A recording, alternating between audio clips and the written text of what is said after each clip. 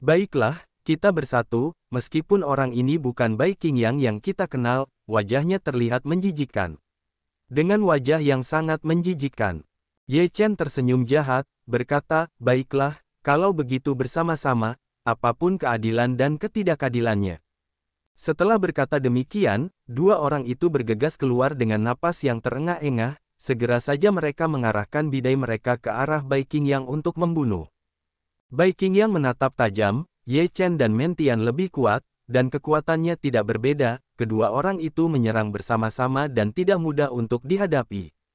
Namun, ketika Bai Qingyang merasa bahwa mereka tidak pandai menghadapinya, mereka bergegas keluar dari tubuh Ye Chen sekaligus, yang berjumlah 4 lusin.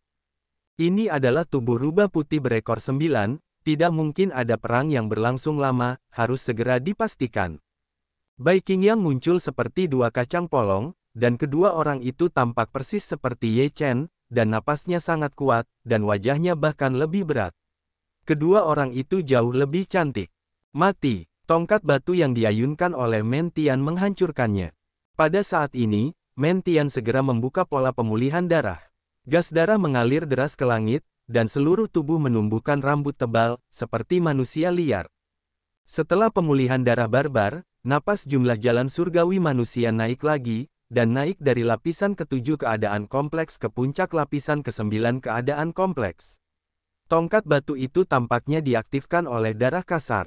Ada guntur langit yang pekat menyambar di sekitar, dan rune di atas berkedip, penuh dengan kekuatan yang kuat. Ye Chen langsung mengorbankan pecahan daftar segel. Siapa yang tahu pecahan daftar segel? Jadi dia bisa menggunakannya dengan gegabah. 3 potong-potongan daftar segel dan 2 potong diagram 8 taiji digunakan bersama-sama. Kekuatan yang kuat meletus dan membuat orang merasa takut. Wajah Bai Qingyang berubah drastis. Dia tidak menyangka Ye Chen dan Mentian akan menggunakan cara yang begitu kuat begitu mereka muncul. Sekarang dia telah dikepung. Bahkan jika dia ingin mundur, dia melangkah mundur. Tongkat batu milik Mentian menghantam, kekuatan yang mengejutkan menyelimuti, White Qingyang meraung, napasnya meledak, dan itu juga merupakan kekuatan pemulihan darah secara langsung. Gas darah mengalir deras dan rubah putih berekor 9 palsu muncul di belakang. Rubah putih 9 imajiner meraung, dan dia menebasnya ke langit dengan pedang panjang. Tongkat batu dan pedang itu bertabrakan. Suara, bang, mengeluarkan riak yang mengerikan. Tongkat batu milik Mentian sangat ganas. Kekuatan Tianlei dan Fu Wen melesat keluar, menghancurkan pedang rubah putih imajiner 9, dan tongkat batu itu membunuh Bai Qingyang. Bai Qingyang segera melesat, dan pada saat ini, Ye Chen melancarkan serangan, dan membunuh mereka dengan tinju ganda. Kekuatan dahsyat menyapu, dan membangkitkan ribuan gelombang. Sementara itu, dua Ye Chen lainnya juga memegang tangan selama periode tersebut. Serangan dari 3 arah datang. Bahkan jika Bai Qingyang ingin melesat, tidak ada peluang sama sekali. Mata Bai Qingyang berwarna merah darah, dia meraung, 9 ekor bergegas keluar, saat itu kekuatan Bai Qingyang kembali melonjak, 9 ekor bersama-sama menuju 3 daun pagi untuk membunuh, dengan kekuatan yang kuat untuk melawan. Ledakan, kekuatan dahsyat itu meledak terbuka, ekor rubah Bai Qingyang patah, dan tubuh Bai Qingyang menghilang tiba-tiba. Melarikan diri dengan kehilangan ekor rubah. Ye Chen bersenandung dingin, kekuatan jiwa mencari dengan cepat, langsung mengunci arah Bai Qingyang, tanpa ragu-ragu menyerang untuk membunuh masa lalu. Tiba-tiba menggigil di kehampaan, tubuh Bai Qingyang bergegas keluar dari kehampaan, dan menatap Ye Chen dengan ketakutan. Bagaimana kamu melarikan diri, kami akan membunuhmu di wilayah 9 orang rubah putihmu. Aku minum dan aku memukulnya dengan tongkat batu. White Qingyang meraung sepanjang hari, dia melepaskan ekornya tanpa diduga tidak melarikan diri, marah dan hancur. Ekor adalah kehidupan, baru saja dia menyerahkan kehidupan. Ye Chen menghentakkan kakinya, dan rune dari daftar segel dan 8 diagram taiji saling terkait, membunuh Bai Qingyang bersama-sama. Kekuatan ini sangat besar, sehingga Bai Qingyang merasakan jantungnya tiba-tiba bergetar. Bai Qingyang buru-buru mendesak semua kekuatannya, melambaikan pedang di tangannya dan menebasnya ke Ye Chen. Sementara itu, dia membuka mulutnya untuk menyorot cahaya yang bagus, yang masing-masing sangat kuat. Ledakan, suara getaran udara terus-menerus datang, rune Ye Chen tidak dapat diguncang oleh White Qingyang, dan situasinya hancur dan terbunuh. Wajah Bai Qingyang berubah drastis. Pada saat ini, dia juga menghadapi tongkat batu langit dan dua daun lainnya dari serangan pagi, dan bahkan tidak memiliki kesempatan untuk menghindar. Ah!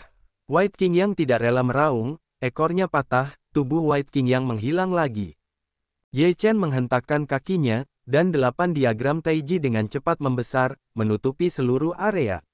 Bai Qingyang Tan, yang baru saja akan melarikan diri, benar-benar terperangkap dalam 8 diagram Taiji.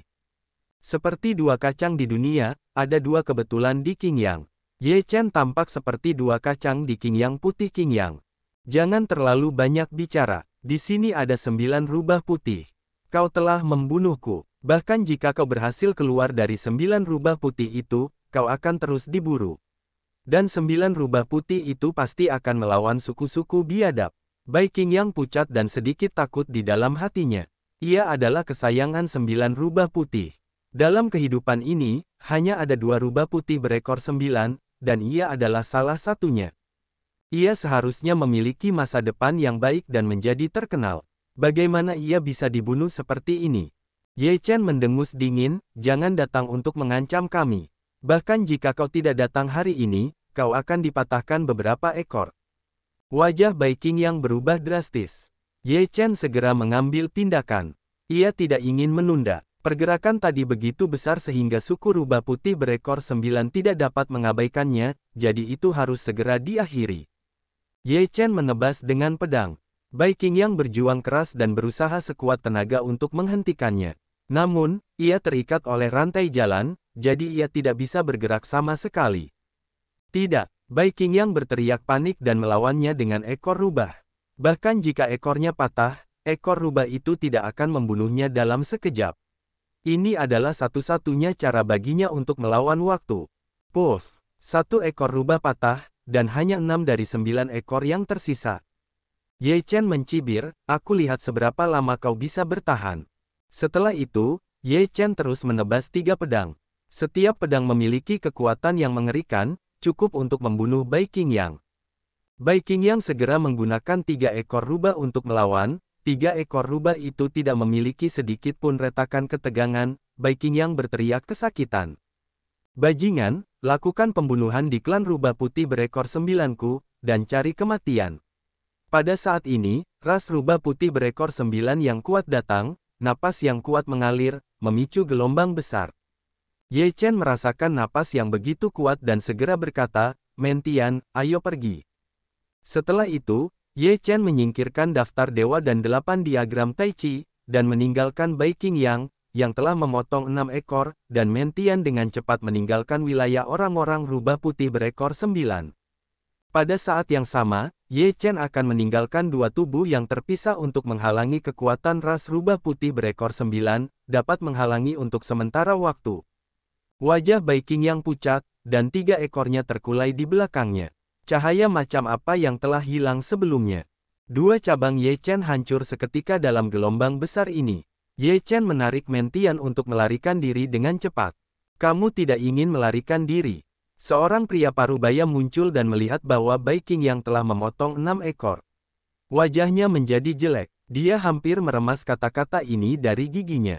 Yang terkuat dari rubah putih berekor 9 adalah Ji Wei. Terkadang di seluruh kelompok etnis, seseorang tidak dapat dilahirkan pada generasi pertama. Dalam kehidupan ini, 2 ekor 9 lahir, tetapi sekarang 1 ditinggalkan. Seluruh orang rubah putih berekor 9 akan marah.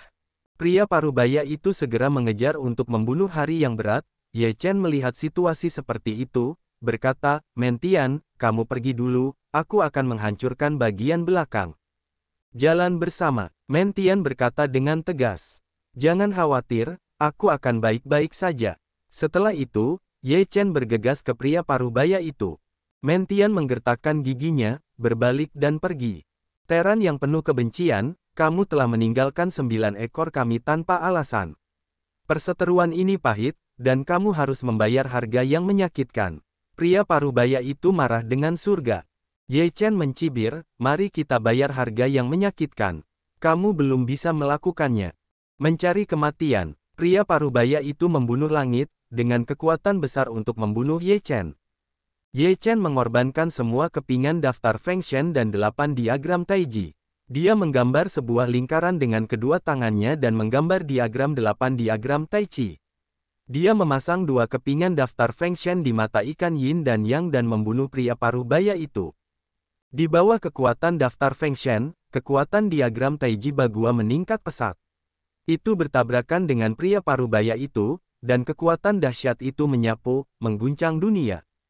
Ye Chen melangkah keluar dalam satu langkah dan meledakkan 9 tinju berturut-turut. Tinjunya ditutupi dengan aturan abadi.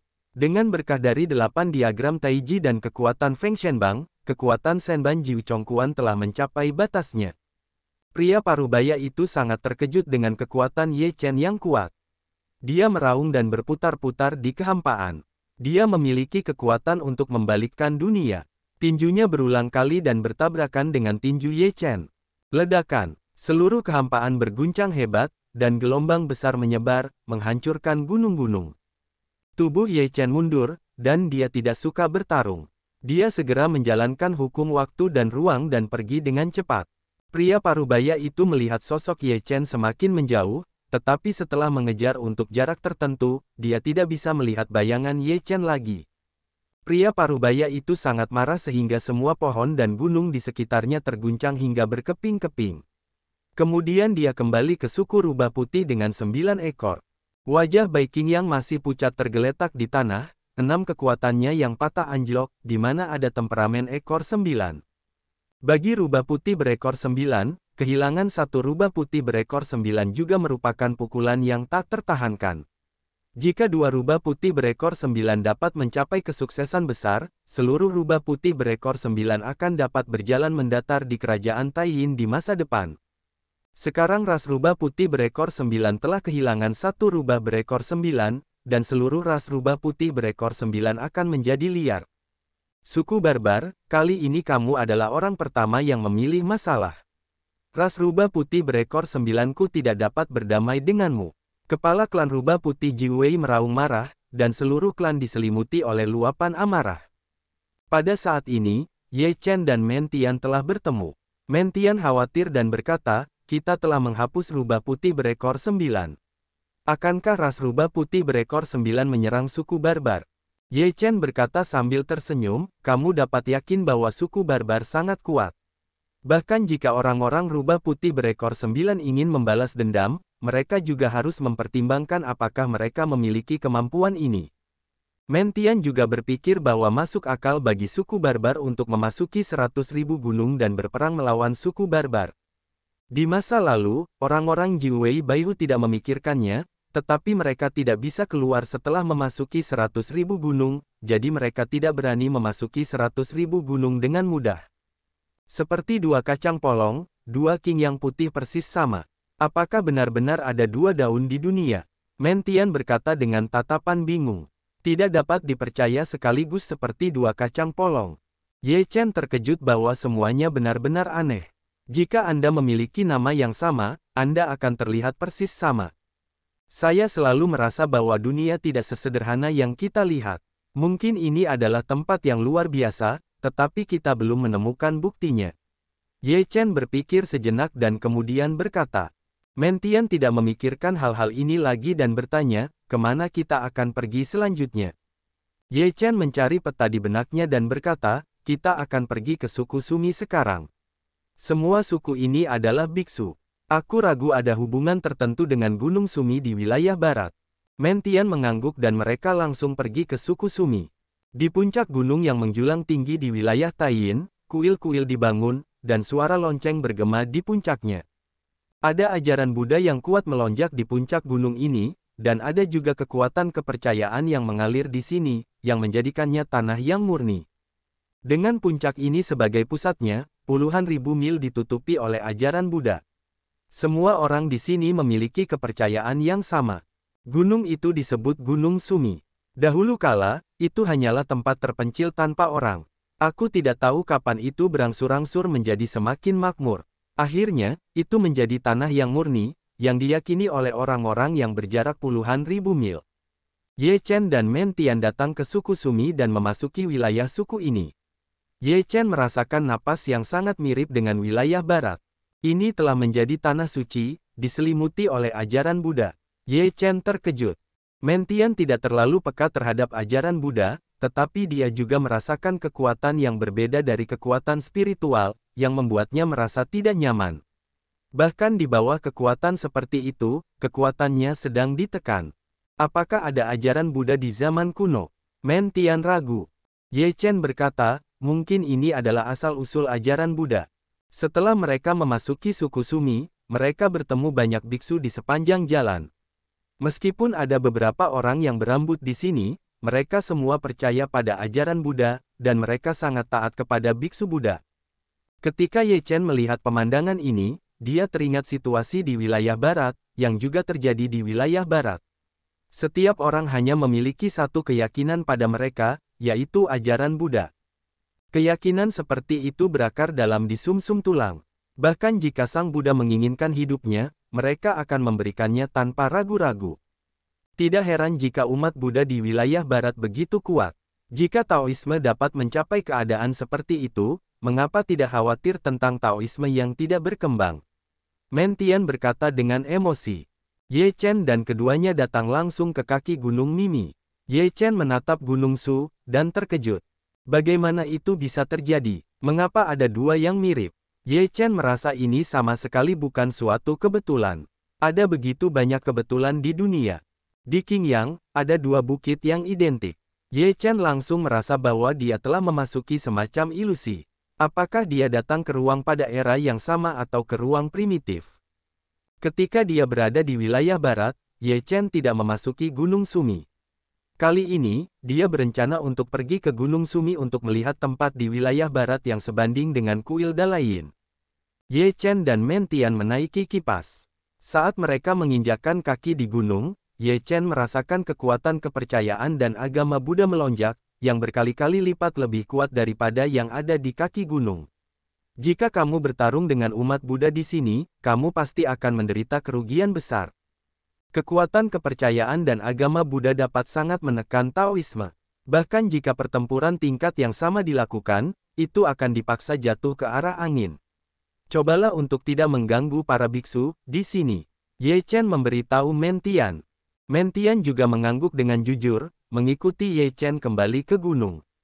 Gunung Sumi sangat tinggi. Bagi orang biasa, butuh waktu lama untuk mendaki gunung, sementara Ye Chen dan Mentian tiba di depan kuil dalam waktu kurang dari setengah jam. Kuil itu tidak terlalu megah. Kuil itu dibangun dari batu dan pepohonan. Kuil itu tampak sangat sederhana dan memiliki usia tertentu. Banyak biksu datang dan pergi di Gunung Sumi. Ketika mereka melihat orang-orang naik gunung, mereka akan memberi hormat dengan tangan mereka disatukan, dan mereka yang datang untuk berdoa juga akan dengan hormat mengembalikan hadiah mereka. Ye Chen dan Mentian berdiri di gerbang kuil dan melihat ke dalam kuil. Ada patung Buddha besar di dalamnya. Di sekitar kuil, ada berbagai patung bodhisattva dan arhat, yang tampak ganas. Ye Chen melihat Buddha besar, yang merupakan Amitabha. Yang mereka sembah adalah Amitabha. Ye Chen terkejut. Bukankah ini Amitabha dari zaman kuno 6 alam baru? Bagaimana bisa muncul di dunia ini? Bisakah kita mengatakan bahwa Amitabha telah ada di sini dan membantu orang-orang di sini, sehingga orang-orang di sini percaya pada agama Buddha? Tempat ini telah diubah agar terlihat seperti Gunung Sumi. Ye Chen menggelengkan kepalanya dan membalikkan semua ini. Dia merasa itu tidak mungkin. Amitabha telah berada di wilayah barat sepanjang waktu. Bahkan selama masa kekecewaan besar, dia tidak keluar dari wilayah barat, tetapi langsung naik. Semua ini terlalu sulit untuk dijelaskan. Munculnya patung Amitabha membuat Ye Chen merasa bahwa 6 alam baru sebenarnya berkembang dari sini. Namun, ini juga berbeda. Jika ini adalah masa lalu, bagaimana mereka bisa kembali ke masa lalu? Ye Chen memikirkan ini, langsung merasakan sakit kepala, semakin bingung. Amitabha, apakah kamu ingin berdoa? Pada saat ini, seorang biksu keluar. Dia mengenakan jubah sederhana dan bertanya sambil tersenyum. Ye Chen tidak bisa menahan diri untuk mundur 2 langkah, sepasang mata menatap biksu itu sedikit gemuk, telinganya terkulai, tampaknya sangat mudah didekati.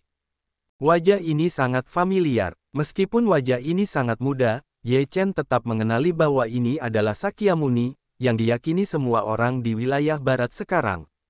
Mengapa Sakyamuni ada di sini? Dan masih sangat muda. Pikiran Ye Chen berdengung dan berpikir, dan pikirannya terus berjalan cepat. Apa yang terjadi pada akhirnya? Ye Chen mengabaikan biksu muda itu dan berbalik dan berjalan menuruni gunung. Mentian tampak bingung, mengapa dia tiba-tiba turun gunung. Namun dia tidak banyak bertanya, jadi dia mengikuti Ye Chen menuruni gunung. Di kaki gunung, Mentian bertanya dengan rasa ingin tahu, ada apa denganmu? Kau biarkan aku diam. Banyak pertanyaan yang tampaknya mengerti, tetapi mereka tampaknya tidak mengerti. Ye Chen melambaikan tangannya, dan kemudian seorang pria duduk di atas batu di kaki gunung dan terdiam. Mentian tidak bertanya lagi. Dia duduk di sebelah Ye Chen. Otaknya tidak secepat Ye Chen, tetapi dia juga memikirkan beberapa hal yang baru saja terjadi. Aneh sekali. Sakyamuni masih sangat muda sekarang, dan dia masih menjadi biksu di Gunung Sumi. Kapan waktu dan ruang kita berada? Apakah benar-benar waktu dan ruang yang sama dengan kita? Atau apakah itu jauh lebih awal dari kita? Tetapi bagaimana Bai Qingyang bisa menjelaskannya? Apakah Qingyang putih ini adalah reinkarnasi dari dunia iblis? Di pagi hari otak, pemikiran berulang tentang dedaunan di pagi hari adalah buktinya. Itu tidak masuk akal. Bagaimana ini bisa terjadi? Ye Chen kebingungan. Sebelumnya, Kepala Desa Niujia berkata bahwa di sini pernah terjadi bencana alam, jadi bintang-bintang berubah dan alam semesta terbalik sebelum mereka datang ke sini. Ini pasti terjadi pada akhir zaman kuno awal. Sekarang seharusnya terjadi pada periode akhir zaman kuno. Karakter-karakter di sini muncul di 6 alam saat ini, jadi tempat ini seharusnya menghilang seiring berjalannya waktu. Bagaimana bisa masih ada sekarang? Apakah ini 6 alam kuno? Setiap kali Ye Chen merasa telah menemukan benang untuk diluruskan, tetapi setiap kali ada yang digulingkan, jadi itu terulang. Sekarang dia benar-benar kacau. Hanya itu, bahkan jika itu. Bagaimana jika tidak? Bisakah semua ini berubah? Ye Chen akhirnya menyerah. Dia memikirkan satu hal, bahkan jika dia ingin memahami apa yang sedang terjadi. Segala sesuatu di 6 alam baru tidak mungkin diubah. Terlebih lagi, dia hanya di sini untuk berlatih, bukan untuk melacak sumbernya. Untuk memahami ini, Ye Chen menghela napas lega dan berdiri dari batu besar. Ketika Mentian melihat ini, dia berdiri dan menatap Ye Chen dengan rasa ingin tahu. Ye Chen berkata sambil tersenyum tipis, jika kamu tidak memahami beberapa hal, kamu tidak perlu memikirkannya. Lakukan saja dengan caramu sendiri. Ye Chen ingin memahami semua yang ada di hatinya, dan suasana hatinya menjadi santai. Melihat ke arah Gunung Sumi, dia tersenyum dan berkata, Sakyamuni. Seberapa hebat Sakyamuni ketika dia masih muda, sehingga dia bisa menjadi Buddha wilayah barat di masa depan. Mentian tidak tahu apa yang dipikirkan Ye Chen. Dia tampak bingung dan bertanya, apa Sakyamuni? Ye Chen berkata sambil tersenyum, pergi, ayo kita naik gunung lagi, untuk bertemu dengan calon Buddha sebentar. Calon Buddha, sangat membingungkan. Mereka naik gunung lagi dan datang ke kuil. Berdiri di gerbang kuil dan melihat patung Buddha Amitabha, Ye Chen tiba-tiba memikirkan sesuatu dan berkata pada dirinya sendiri, karena Sakyamuni ada di sini ketika dia masih muda, apakah Bodhidharma juga ada di sini? Amitabha, apa yang bisa saya lakukan untuk Anda? Pada saat ini, seorang biksu datang ke sisi Ye Chen dan Mentian, tangannya terkatup rapat dan berkata dengan sopan. Ye Chen melihat biksu di depannya. Wajah biksu itu sangat familiar. Ye Chen sedikit terkejut. Kemudian dia menyatukan kedua tangannya dalam diam dan berkata, berani bertanya nama guru. Namaku Dharma, salah satu murid Amitabha. Apa yang dilakukan para biksu muda dengan tangan mereka? Ye Chen mencoba menenangkan dirinya. Dia tidak pernah membayangkan bahwa dia bisa berdiri bersama pendiri Dharma ketika dia masih muda. Ye Chen menyadari bahwa pendiri Dharma saat ini hanya berada di puncak lantai ke-9 dari keadaan tubuh, dan kekuatannya tidak seburuk itu.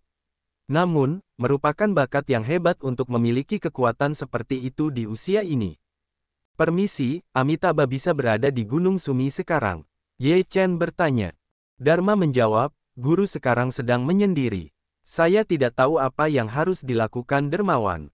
Saya bersedia untuk menyelesaikan keraguannya. Ye Chen berkata sambil tersenyum, Guru Dharma adalah seorang biksu terkemuka. Dia akan membuat prestasi besar di masa depan. Sungguh beruntung mendapatkan bimbingan dari Guru Dharma. Dermawan itu bercanda. Apa yang telah saya pelajari hanyalah sedikit bulu, yang jauh dari Amitabha. Dharma berkata dengan rendah hati. Saya tidak tahu Guru Dharma mana yang lebih hebat daripada Sakyamuni. Ye Chen bertanya dengan sengaja. Dharma berkata sambil tersenyum, masing-masing memiliki kelebihannya sendiri. Ye Chen berkata sambil tersenyum, jadi Guru Dharma tidak merasa dirinya lebih buruk daripada Sakyamuni. Apa perbedaan antara yang tinggi dan yang rendah ketika kita mempraktikkan ajaran Buddha di arah yang berbeda? Dharma berkata dengan ringan. Dharma macam apa yang dipraktikkan Sakyamuni? Ye Chen bertanya. Dharma Mahayana, kata Damo. Apa yang diajarkan oleh Mahayana Buddhisme? Ye Chen ragu-ragu. Dharma menggelengkan kepalanya dan berkata, aku juga belum berlatih. Aku telah menyadari suatu cara. Jadi, Guru Dharma lebih baik daripada Sakyamuni. Ye Chen tersenyum. Dharma menggelengkan kepalanya dan berkata, saya hanya menjalankan Dharma. Saya tidak memperjuangkan yang tinggi atau yang rendah. Ye Chen berkata sambil tersenyum, Guru Dharma, konon katanya umat Buddha menolong semua makhluk hidup. Jika orang di luar suku Sumi terluka, apakah para praktisi Buddha di Gunung Sumi akan pergi menyelamatkan semua makhluk hidup? Itulah kodratnya. Dharma menjawab tanpa ragu. Itu hanya jawaban guru, bukan semua pengikut Buddha. Ye Chen juga menatap Dharma dengan tegas. Meskipun saya sendirian, saya akan berusaha sebaik mungkin. Tatapan mata Dharma semakin tegas. Ye Chen berkata sambil tersenyum, Guru Dharma penuh belas kasih di dalam hatinya dan dikagumi oleh Ye. Sayangnya, tidak semua pengikut Buddha berpikir demikian. Jika demikian, banyak hal tidak akan terjadi di masa mendatang. Ketika Dharma mendengar kata-kata Ye Chen, dia menunjukkan ekspresi bingung. Namun, ekspresi seperti itu hanya sekilas. Kemudian dia berkata dengan tangannya, setiap orang memiliki idenya sendiri, begitu juga mereka yang mempraktikkan agama Buddha. Bahkan para pengikut agama Buddha akan memiliki pemahaman yang berbeda, yang tidak dapat dipaksakan. Ye Chen menarik napas dalam-dalam, Guru Dharma, kita akan bertemu lagi di masa depan. Selamat tinggal. Saya baru saja berbicara dengan dermawan itu. Sang dermawan tampaknya memiliki pemahaman yang mendalam tentang agama Buddha. Selain itu, saya dapat merasakan bahwa dermawan itu telah mempraktikkan agama Buddha, ditakdirkan bersama Buddha, dan memiliki hati yang penuh kasih sayang terhadap dunia, yang sungguh langka. Tangan Dharma saling bertautan dalam penghormatan yang sangat serius. Ye Chen tertawa dan berkata, Guru Dharma serius. Saya hanya tahu sedikit tentang itu. Setelah itu, Ye Chen pergi. Mentian tidak mengatakan sepatah kata pun dari awal hingga akhir. Dia mendengarkan dengan samar-samar dan kemudian pergi bersama Ye Chen. Pada saat turun gunung, Ye Chen tiba-tiba melontarkan ide yang sangat luar biasa dari hatinya. Jiwa tua, apakah kamu percaya pada takdir? Ye Chen bertanya. Jika kamu percaya, kamu akan mendapatkannya, jika kamu tidak percaya, kamu tidak akan mendapatkan apapun. Ye Chen berkata, aku bertemu Dharma di sini ketika aku masih muda.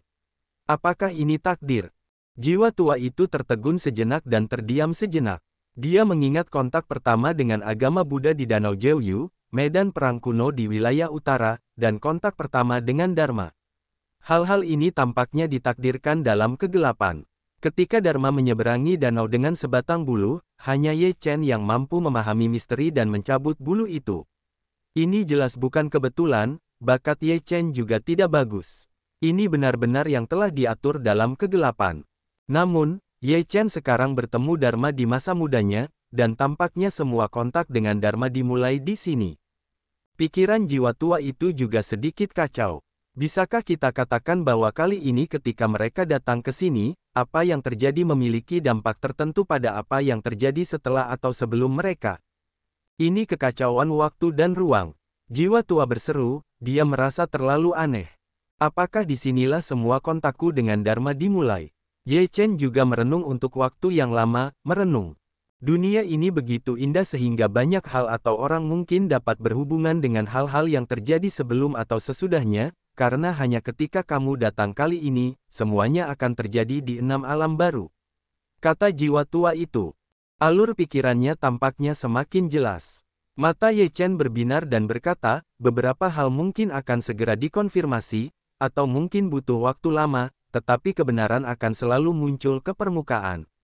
Apakah suku-suku barbar itu adalah orang-orang barbar dari 6 alam baru? Apakah suku-suku Sumi di wilayah barat adalah pegunungan Sumi di wilayah barat atau seluruh wilayah barat? Apakah Bai Qingyang bereinkarnasi atau memiliki asal-usul lain dengan Bai Qingyang dari 6 alam baru? Semua ini akan dikonfirmasi, Ye Chen berkata dengan tegas. Jiwa tua itu juga mengangguk, semua hal pada akhirnya akan membuahkan hasil. Setelah turun gunung, Ye Chen mencari peta alam Taiyin dalam benaknya. Suku yang paling dekat dengan suku Sumi adalah suku Juling. Konon, suku Juling dapat dengan cepat mengumpulkan aura untuk bertarung, yang sangat mirip dengan metode Yunfan. Apakah Yunfan anggota suku Juling? Mentian menatap Ye Chen dan berkata, klan suku Juling juga disebut Lingzu. Yunfan seharusnya memiliki hubungan darah yang erat dengan Lingzu. Ye Chen mengangguk dan berkata, pergilah ke suku Juling dan lihatlah. Mungkin kita bisa menemukan Yunfan. Yao Xi, kamu aslinya manusia salju. Kamu punya darah khusus manusia salju. Selama kamu berjanji untuk menikah denganku, manusia salju akan menghidupkan kembali darahmu untukmu. Saat itu, kekuatanmu akan meningkat. Saat itu, kita akan menjadi Lu kultivasi ganda, dan kita akan menjadi kuat di dunia Taiyin. Di dunia putih yang luas, ada istana putih yang tak terhitung jumlahnya. Istana-istana ini menyatu dengan langit dan bumi. Dari ketinggian, kamu tidak dapat melihat bahwa ada begitu banyak istana di sini. Di sebuah istana, seorang pemuda berpakaian putih dengan rambut seputih salju berdiri di depan Yao Xi, penuh kekaguman.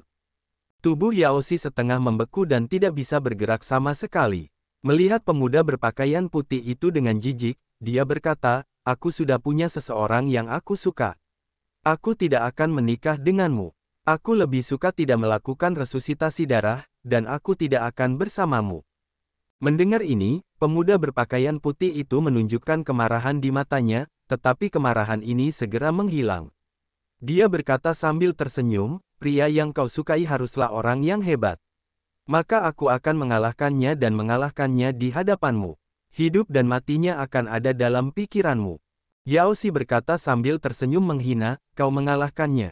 Jika kau tidak menggunakan kekuatan klan salju, kau tidak akan bisa berlatih selama 10 atau 100 tahun. Siapa dia? Katanya dingin. Namanya Ye Chen. Ingat nama ini, yang akan membawamu ke mimpi buruk di masa depan. Yao Xi mencibir. Ye Chen. Pemuda berpakaian putih itu menggertakkan giginya, dan matanya menunjukkan motif membunuh. Dia menatap Yao Xi dan berkata sambil mencibir, aku ingat nama itu. Ketika aku menyeret tubuhnya kepadamu, kau akan menikah bahkan jika kau tidak menikah, dan kau tidak dapat menahannya. Aku lebih suka melihat tubuhmu. Jalan dingin Yao River. Kau tidak akan memiliki kesempatan. Orang-orang muda berpakaian putih sangat percaya diri dengan kekuatan mereka sendiri. Yao Xi menatapnya dengan pandangan menghina dan berkata, kamu tumbuh dengan mengandalkan kewarganegaraan Sue, dan dia tumbuh dengan caranya sendiri. Ini adalah dua konsep. Tidak peduli apakah kamu memahaminya atau tidak, kamu tidak akan pernah bisa menutupi kesenjangan itu. Ketika pemuda berpakaian putih mendengar bahwa Yao Xi terus-menerus meremehkan dirinya sendiri dan mengangkat Ye Chen, amarahnya tiba-tiba meledak. Dia mendorong Yao Xi ke tempat tidur dan menempelkannya di tubuh Yao Xi. Wajah Yao Xi tetap tidak berubah dan menatapnya. Kedua pria itu saling memandang, dan pemuda berpakaian putih itu melotot ke Yao Xi, menggertakkan giginya erat-erat, dan berkata, aku akan membiarkanmu menikah denganku dengan sukarela. Setelah itu, pemuda berpakaian putih itu bangkit dan meninggalkan ruangan. Yao Xi berbaring di tempat tidur tanpa mengucapkan sepatah kata pun. Dia tampak tenang dan tidak takut sama sekali. Dia telah membuat keputusan dalam hatinya sendiri. Jika klan salju memaksanya, dia pasti akan mempertahankan keperawanannya dengan kematian. Bahkan kematian tidak akan mengkhianati Ye Chen. Sejak dia datang ke dunia Taiyin, sampai ke daerah bersalju yang luas ini, dia merasakan kedekatan yang tak dapat dijelaskan. Kemudian, dia ditemukan oleh orang-orang dari ras bersalju, dan dia tahu bahwa dia adalah ras bersalju. Darah yang mengalir di tubuhnya dingin. Darah orang-orang salju dingin, seperti salju yang dingin. Orang-orang Sue juga merupakan sejenis Terran, seperti Protoss, Barbar, dan klan roh. Mereka memiliki darah khusus ras manusia. Mereka adalah anugerah Sang Pencipta dan kesayangan langit dan bumi. Salah satu ciri orang-orang Sue adalah rambut mereka berwarna putih dan mereka terlahir dengan kekuatan es yang aneh. Kekuatan beku semacam ini dapat membekukan kekuatan spiritual dan pembuluh darah, menyebabkan masalah besar bagi lawan. Namun, Yao Xi belum memulihkan darah, jadi sama saja dengan orang lain. Jika dia menerima resusitasi darah, maka seluruh kepala sutra hijau akan berubah menjadi putih. Pemuda berpakaian putih, bernama Sueji, adalah cucu tertua dari tetua agung klan salju. Bakatnya tidak diragukan lagi yang paling menonjol di seluruh klan Sue. Kemunculan Yao Xi membuat tetua menyadari dengan jelas bahwa klan salju akan mengantar masuk seorang jenius kedua, yang sama sekali tidak kalah dari Sueji. Pada saat yang sama, kecantikan Yao Xi juga sempurna, jadi tetua meminta Yao Xi untuk menikahi Sueji, untuk menghidupkan kembali darah Yao Xi. Namun, Yao Xi tidak bersemangat tentang resusitasi darah. Dibandingkan dengan kesuciannya kepada Ye Chen, resusitasi darah tidak ada artinya baginya. Sekarang dia telah dibekukan oleh tetua, dan dia tidak dapat melarikan diri. Sekarang hanya ada dua cara baginya untuk menikahi Sueji dan menyelesaikan pemulihan darah, atau telah disegel. Tentu saja, juga tidak mengecualikan jenis ketiga, yaitu, hantu salju dengan busur keras yang kuat dan overload. Namun, jalan ini bahkan jika hantu salju setuju, tetua tidak akan setuju. Ye Chen dan Men Tian sedang dalam perjalanan menuju suku Juling. Sebelum tiba di suku Juling, mereka bertemu Yun Fan di kota suku Medium Terrans. Apakah kamu benar-benar orang spiritual? Men Tian membenarkan. Yun Fan menyesap anggur dan berkata, aku bukan Lingzu. Lingzu adalah kentut. Aku tidak langka. Bagaimana keluarga roh mengusirmu? Ye Chen bertanya dengan rasa ingin tahu. Bukan karena sekelompok orang tua menghalangi. Bakat cucu tetua agung adalah yang terbaik di klan roh. Dia takut jika aku menerima resusitasi darah, dia mungkin akan menghancurkan cucunya, jadi dia ingin mengusirku. Yun Fan berkata dengan wajah tidak puas. Apakah kepala klan roh mengusirmu? Dia tidak menahanmu. Orang-orang barbar itu ragu. Berbicara tentang ini, Yun Fan semakin marah dan berkata, kepala klan Gupo takut akan pertikaian internal di dalam klan roh. Untuk menenangkan tetua agung dan yang lainnya, dia mengusirku. Dia mengatakan bahwa dia mempertimbangkan situasi keseluruhan.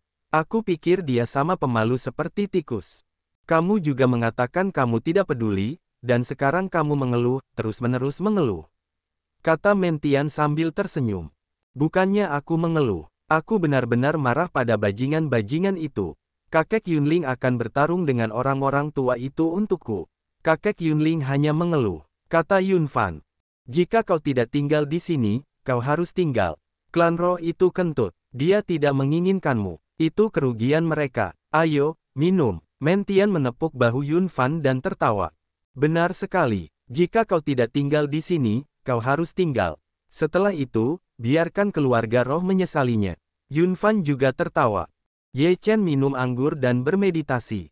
Tampaknya seluruh dunia manusia belum pernah melihat orang dengan kemampuan yang sama seperti Yun Fan. Dengan kata lain, Yun Fan adalah satu-satunya yang tersisa di keluarga roh. Apakah Yun Fan adalah putra Yun Wu? Jika Yun Wu juga merupakan klan roh, mengapa ia tidak memiliki kemampuan bakat seperti itu? Dari mana Yun Fan berasal? Salah satu masalah seperti itu muncul di benak Ye Chen. Sejauh ini, belum ada yang mendengar tentang ras roh di dunia manusia. Ras itu belum muncul sekarang. Mungkin memang belum ada, mungkin juga sudah disembunyikan dari dunia. Setelah 3 putaran minum, Yun Fan dan Men Tian sama-sama minum lebih banyak dan mabuk. Jadi, mereka menginap di penginapan selama 1 malam. Keesokan harinya, ketiga pria itu berdiskusi untuk melihat seperti apa rupa keempat keluarga hewan itu. 4 keluarga binatang dewa didirikan oleh 4 keluarga iblis Qinglong, Baihu, Zukue, dan Xuanwu. Mereka memiliki kekuatan yang berkuasa di keluarga iblis dunia Taiyin. Namun, di dunia iblis 6 alam baru, meskipun keempat klan iblis ini termasuk di antara 10 keluarga iblis teratas di zaman kuno, mereka telah dipisahkan. Tidak ada yang menyebut mereka sebagai 4 keluarga binatang dewa, dan tidak ada yang menyebutkan masa lalu. Dulu, saya mendengar bahwa harimau terbang itu menyebut dirinya sebagai binatang dewa setiap hari. Saya tidak menyangka ada 4 keluarga iblis yang tidak tahu malu. Yun Fan memiliki maksud sarkastik dan tertawa. Ye Chen berkata sambil tersenyum, harimau terbang itu benar-benar mengalirkan darah binatang dewa, tetapi beberapa asal-usulnya tidak diketahui. Sejauh ini, kita tidak tahu jenis binatang dewa apa dia dan dari mana asalnya. Petik 2.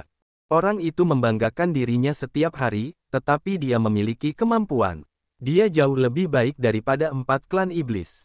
Yun Fan juga mengatakan hati yang tulus. Dengan kata-kata ini, ketiga pria itu melewati daerah hutan belantara yang tak terhitung jumlahnya dengan kecepatan yang sangat cepat dan tiba di daerah tempat keempat binatang suci itu berada.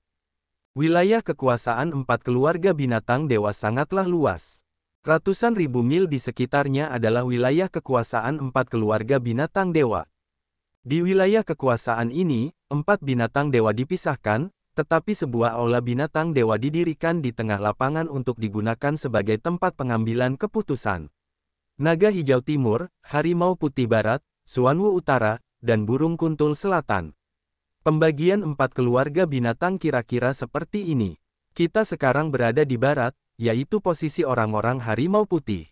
Ye Chen melihat ke wilayah kekuasaan 4 keluarga binatang dewa di depan dan berkata, harimau terbang tidak akan datang ke sini untuk berdebat dengan orang lain siapa binatang dewa yang sebenarnya. Yun Fan tiba-tiba berkata, dan kemudian menertawakan ide mereka sendiri tentang ini. Dengan temperamen orang itu, mungkin saja. Namun, orang itu sangat pemalu. Kurasa dia akan melarikan diri dengan kutukan. Mentian bercanda dan berkata sambil tersenyum. Ye Chen berkata sambil tersenyum, jika harimau Fei Tian mendengar ini, orang itu diperkirakan akan marah. Semua orang tertawa. Pada saat ini, ada guncangan di depan kami. Gelombang udara menyapu dan menghancurkan banyak gunung dan hutan. Kau omong kosong. Kaulah yang sebenarnya di belakangmu. Kau kentut. Kemudian terdengar suara Ye Chen yang sudah dikenalnya. Ketiga Ye Chen saling menatap, pertama-tama tersenyum penuh arti, lalu ke arah tempat getaran itu baru saja datang. Harimau liar yang datang dari sini berani melemparkan fitnah pada orang-orang harimau putih kita. Mereka mencari kematian. Seekor harimau putih besar menunjukkan taringnya yang ganas dan meraung ke arah harimau yang terbang itu. Harimau terbang juga berubah menjadi bentuk harimau, mengepakkan sayapnya di udara dan memarahi, jangan omong kosong ibumu. Beranikah kau mengatakan bahwa aku harimau liar? Aku binatang buas yang asli. Kalian para pemalsu telah menghina kata, binatang buas. Sebelum harimau putih membuka mulutnya, harimau Fei Tian menyerbu dengan marah. Dengan amarah harimau Fei Tian, siapa yang berani mengatakan bahwa dia bukan binatang dewa, itu tidak dapat dimaafkan, kecuali Ye Chen dan yang lainnya. Harimau terbang memiliki rasa superioritas absolut dalam identitas binatang dewanya. Ini adalah semacam kepercayaan, tetapi juga semacam kegigihan. Kegigihan dan keyakinan semacam ini tidak dapat diinjak-injak. Harimau terbang mengeluarkan napas yang terpisah, yang merupakan napas khusus yang dimilikinya setelah terbangun. Napas ini tidak dimiliki oleh monster lain. Dengan peningkatan kekuatan harimau terbang, napas semacam ini menjadi semakin kuat. Setelah napas ini keluar, harimau putih langsung merasakan kekuatan darahnya bergetar tanpa sadar. Tampaknya dia telah menghadapi hal yang paling mengerikan di dunia. Wajah harimau putih berubah, kekuatan macam apa ini? Kekuatan naga mana yang lebih mengerikan dari naga hijau? Coba kalian lihat, apa kekuatan binatang buas itu? Harimau terbang itu meraung, dan aliran darah mengalir deras dari langit. Darah itu tak terbatas dan memiliki semacam kekuatan yang membuat harimau putih itu merasa sesak napas. Kekuatan semacam ini tidak terlihat, tetapi membuat darah harimau putih itu bergetar, dan hati harimau putih itu tidak bisa menahan rasa takut. Harimau Fei Tian menerkam harimau putih itu. Kekuatan harimau putih itu sekitar 7 lapis dalam lingkungan kebugaran, yang hampir sama dengan harimau terbang itu. Namun, pada saat ini, Ia tidak memiliki momentum dan sepenuhnya ditekan oleh momentum harimau terbang itu. Kehilangan keuntungan dari momentum, harimau putih itu sangat bingung. Ketika dia melihat harimau terbang itu, dia segera mundur ke belakang. Tetapi harimau Fei Tian mengambil gambar dengan satu kaki, dan bayangan virtual yang besar diambil pada harimau putih itu. Seluruh tubuh harimau putih itu terbang terbalik dan separuh tubuhnya kabur dengan darah. Harimau putih itu menunjukkan giginya kesakitan. Harimau Fei Tian tidak memberi harimau putih itu kesempatan apapun. Dia melompat lagi, membuka mulutnya, dan menggigit harimau putih itu. Di belakang harimau terbang itu, muncul bayangan besar, yang tampak jatuh dari langit dengan kekuatan ilahi. Mata harimau putih itu menyusut dan kehilangan perlawanannya. Puff! Harimau terbang itu menggigit kepala harimau putih itu, dan kepala harimau putih itu langsung meledak. Harimau Fei Tian menggigit kepala harimau putih itu, dan tubuh besar harimau putih itu jatuh ke tanah. Harimau Fei Tian meludah beberapa suap dan sangat jijik dengan caranya, "Aku tidak ingin memakanmu." Ye Chen, Yun Fan, dan Men Tian datang untuk melihat proses pertempuran, dan mereka semua terkejut. Harimau Fei Tian tiba-tiba menekan harimau putih itu dan membunuh harimau putih itu di alam yang sama. Selain itu, momentumnya begitu besar sehingga mereka belum pernah melihatnya. Orang ini benar-benar bisa menyembunyikan kekuatannya. Dia tidak pernah menggunakan gerakan ini. Kata pria itu tidak puas. Aku bilang orang ini akan datang ke sini untuk berdebat siapa sebenarnya yang ada di belakangnya. Yun Fan tersenyum bangga. Harimau Fei Tian menoleh dan melihat tiga orang Ye Chen. Dia memutar matanya dan berkata, "Apakah kalian bertiga sudah cukup melihat? Aku tidak tahu apakah kalian datang untuk membantu bertarung. Kalian tahu untuk menonton kesenangan." Ye Chen berkata dengan senyum penuh arti, "Aku bilang sebaiknya kita lari dulu. Ini adalah rangka bangsa harimau putih, dan orang-orang harimau putih pasti akan datang." Harimau Fei Tian, roh yang menggetarkan, masih agung tadi. Sekarang ia berlari lebih cepat dari siapapun dan menghilang. Jika aku punya hal lain untuk dilakukan, aku akan bicara denganmu lain hari. Flying Tiger menghilang, hanya menyisakan kalimat seperti itu. Orang ini selalu sangat baik. Tegur Men Tian. Ye Chen merasakan napas di dekatnya, segera berkata, "Kita juga cepat pergi, atau akan ada masalah." Ketiganya segera menyebar dan menghilang di wilayah harimau putih secepat mungkin. Ada sebuah kota ribuan mil jauhnya dari keluarga empat binatang suci. Kota ini adalah tempat suku tengah dari ras manusia berada. Ye Chen dan anak buahnya datang ke sini jauh-jauh dari wilayah keluarga. Setelah melihat seorang pria di kota dan menikmati minuman, dia pergi ke sebuah restoran. Ketika Men Tian melihat orang ini di sini, dia segera bergegas. Ketika Fei Tian Tiger menikmatinya, dia menepuk meja, yang membuat Fei Tian Tiger hampir memuntahkan daging di mulutnya. Para tamu di restoran juga ketakutan, tetapi mereka segera pulih. Itu bukan pertama kalinya mereka mengalami gangguan minum di restoran, jadi mereka bersenang-senang. "Kamu membuatku takut setengah mati." Harimau Fei Tian menepuk dadanya, minum seteguk anggur, menekan keterkejutannya, dan berkata dengan keluhan di wajahnya. "Kamu masih punya muka untuk makan dan minum di sini," katanya. Harimau Fei Tian berkata sambil tersenyum, "Kekuatanku terlalu lemah. Jika kamu begitu kuat, kamu bisa menghalanginya untukku. Ini bukan apa-apa. Ayo, aku akan mentraktirmu hari ini. Kamu terbuka untuk makan. Aku tahu kamu kembali ke orang-orang harimau putih untuk memperjuangkan siapa binatang dewa." Kipas awan harimau terbang putih satu mata. Harimau terbang dengan wajah marah berkata, "Bajingan itu juga berani menyebut diri mereka binatang dewa. Aku binatang buas yang serius." Mereka kentut. "Apakah kamu binatang buas? Berlari lebih cepat daripada siapapun dalam bahaya, binatang buas seperti kamu. Bukankah itu terlalu banyak?" Men Tian menabrak jalan. Harimau Fei Tian berkata sambil tersenyum, "Meskipun aku binatang dewa, aku tidak bisa mengalahkan empat tangan dengan dua tinju. Prinsip pertarungan binatang buas ini adalah bertarung jika tidak bisa bertarung, lari jika tidak bisa, dan bermain trik jika tidak bisa lari. Ketika kamu begitu tidak tahu malu, tidak ada orang lain," kata Cloud Fan dengan nada mencemooh. Harimau Fei Tian tidak setuju dan berkata, "Ini disebut Liu De Qingshan. Akulah satu-satunya binatang di dunia. Tentu saja, aku harus menghargai hidupku. Kalau tidak, dunia akan punah. Buatlah alasan untuk dirimu sendiri. Mentian meneguk anggur dalam-dalam dan membencinya. Harimau Feitian berkata sambil tersenyum, apa gunanya bertindak gegabah. Pada saat itu, kerugiannya kecil, dan hilangnya nyawa adalah yang terbesar. Ye Chen menyesap anggur beberapa kali dan mendengarkan mereka begitu lama. Dia bertanya, apakah kamu melihat Yaoxi? Feitian Tiger menggelengkan kepalanya dan berkata, aku belum melihatnya sejak aku masuk. Ye Chen mengangguk. Saat ini, hanya Yaoxi dan 7 boneka kecil yang tidak diketahui keberadaannya. Dikatakan bahwa Sueji, cucu dari tetua agung klan salju, sedang mencari seorang pria bernama Ye Chen.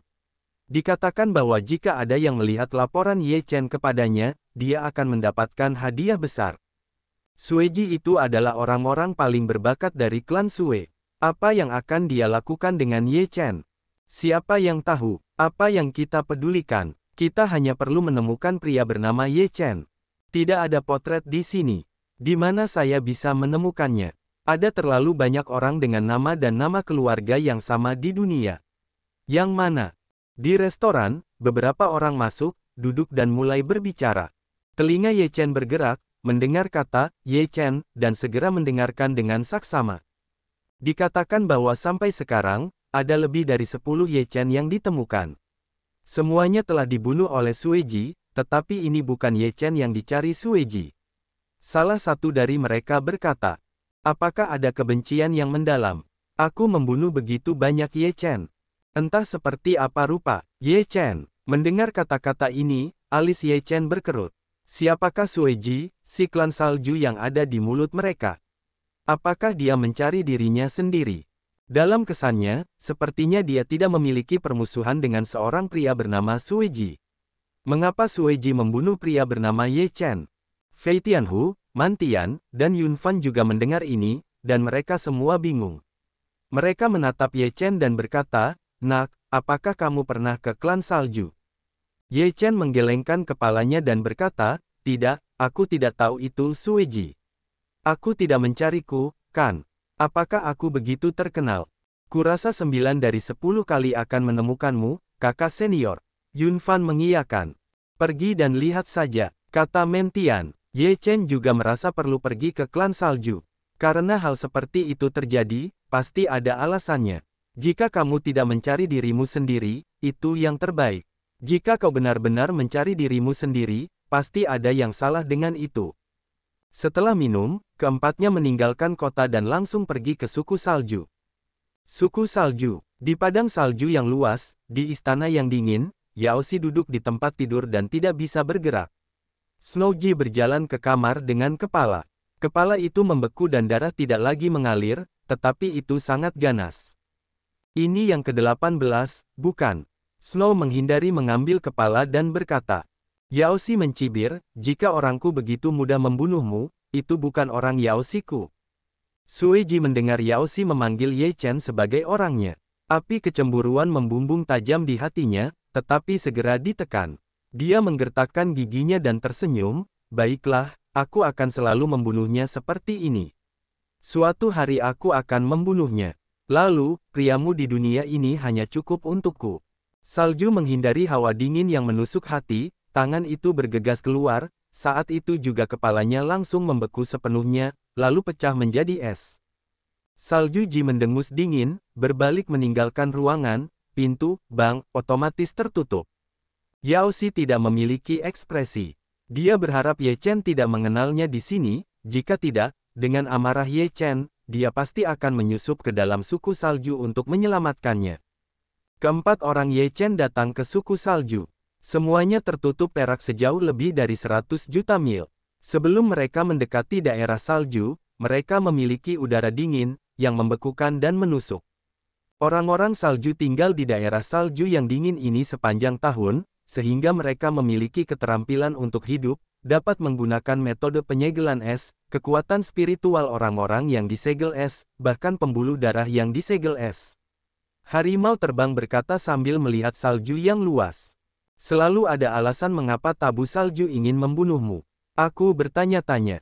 Ye Chen berkata, semuanya akan hilang setelah memasuki suku darah.